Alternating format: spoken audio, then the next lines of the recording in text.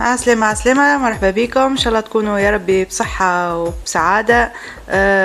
وصفتنا لليوم تقليدية تونسية بنينة كلها منفعة. مش نعملوا برغل بالعلوش. نجموا نعوضوه باللحم البقري والا باي لحم متوفر عندنا. قطعت راسين بصل وشحرتهم شوية في الزيت مع اللحم، شوية ملح وشوية فلفل اكحل، ومن بعد زدت قطيرة ماء وزدت عليهم الحمص.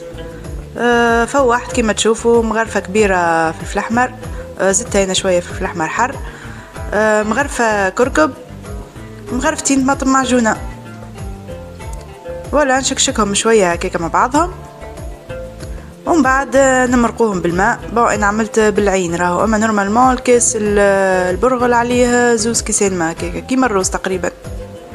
انا عملت 3 كيسان برغل.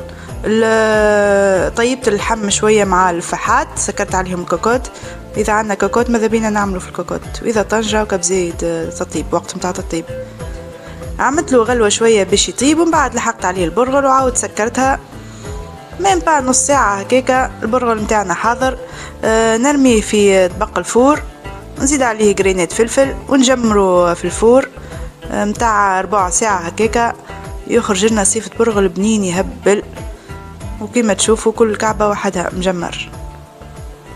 ان شاء الله تعجبكم وصفة اليوم، ونتمنى منكم تجربوها وتقولوا لي رايكم فيها.